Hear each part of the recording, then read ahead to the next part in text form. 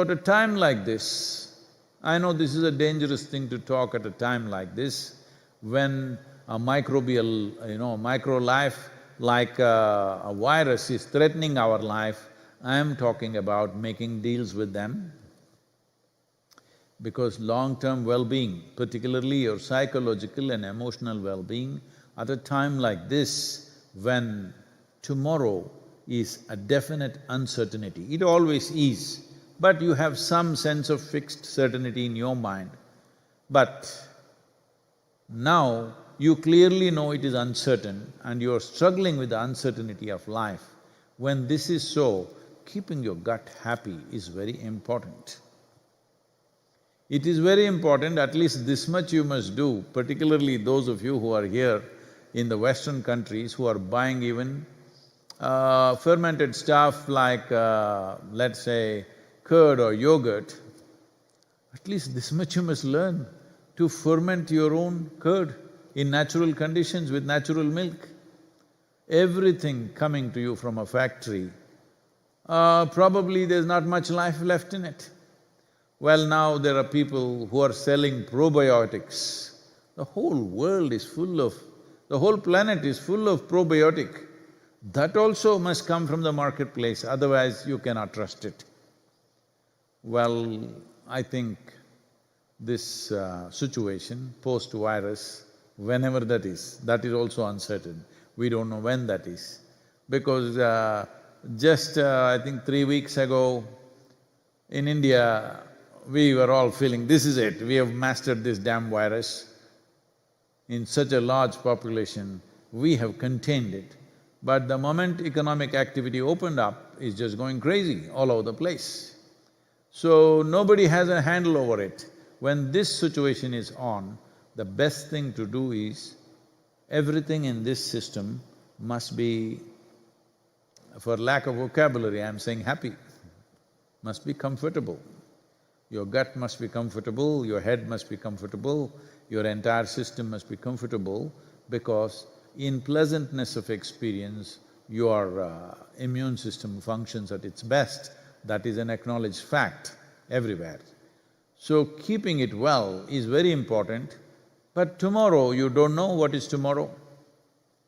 Right now your only goal, first goal, not the only goal, the most basic goal is tomorrow you must be alive.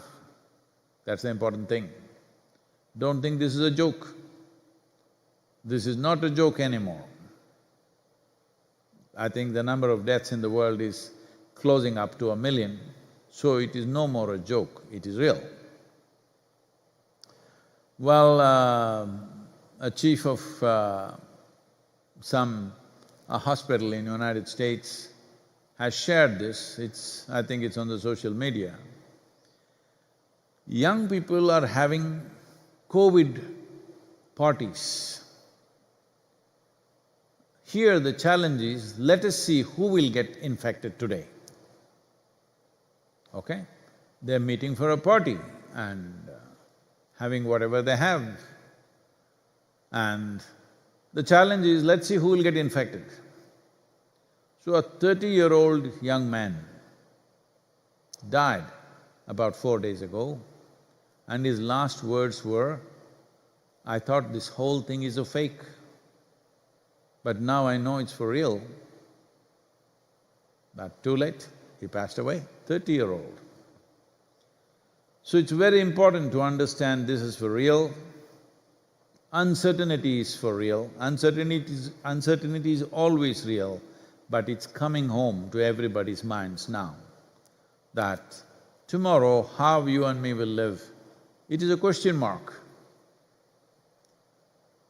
How our economic status will be, where you will be, what you will do, all these things question marks. I'm not trying to paint a bleak picture.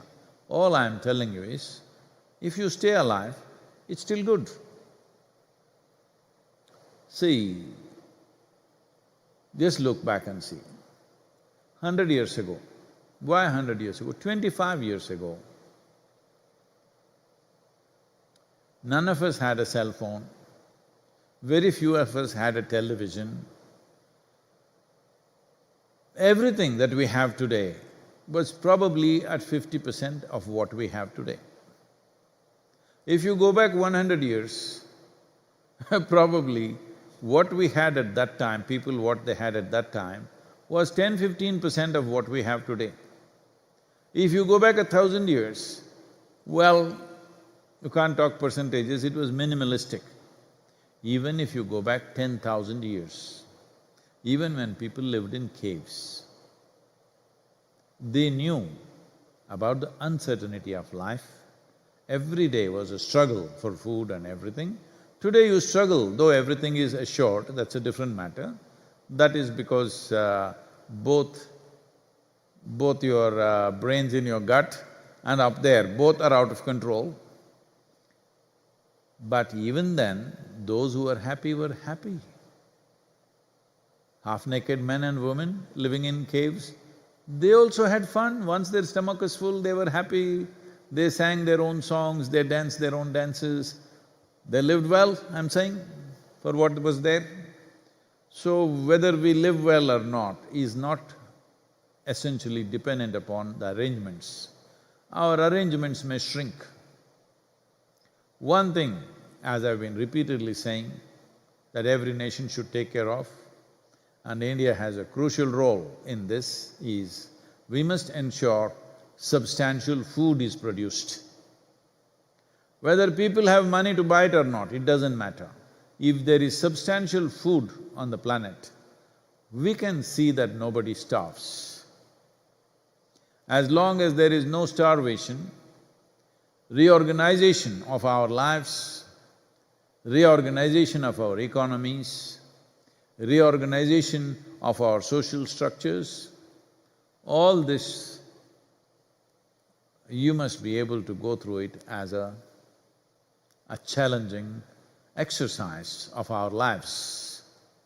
Only when our life is threatened, either due to lack of food or something else, that is a different kind of challenge. Because you're here now, this is our time on the planet. What we make out of it is entirely ours.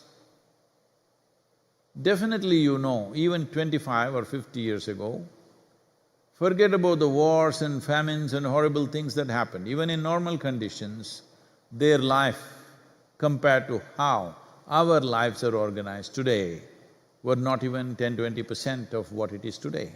But still they lived well. I know 25–50 years ago we lived well. So, there is a buzzard, like a vulture. We call it a vulture in India. Maybe they're slightly different, I do not know. A lone buzzard which always comes and sits on a dry branch in a tree, a single tree, outside my window, and he comes and sits there. I've been watching him. He always comes and sits there and looks at me. I'm not a customer yet, so I wrote a little poem. It's called My Day. A lonely buzzard sits upon a tree at my window. A lonely buzzard sits upon a tree at my window. He looks at me with interest, seems disappointed that I am a bit too alive. He looks at me with interest, but seems disappointed that I am a bit too alive. He wants me or someone or something to die. He wants me or someone or something to die. But he looks like an icon of patience. But he looks like an icon of patience. The limits of his patience is the length of lease of life that we have. The limits of his patience is the length of lease of life that we have. I say to him, I shall not keep you waiting forever, nor will it be too soon. I say to him, I shall not keep you in waiting forever, nor will it be too soon. You shall have your day, but this is my day. You shall have your day, but this is my day. This is our time. Well, the virus also lives at our time, but it's important that we are a habitat for all these things and still manage to live. They are just always depending on us to live. So we must have some mastery over how we are. If this one thing comes into you, that your gut and your brain are not sloshing around, whatever tomorrow's situation, we'll deal with it. It's going to be a challenge for every one of us, but this is the nature of being human, that challenges make us rise, not fall.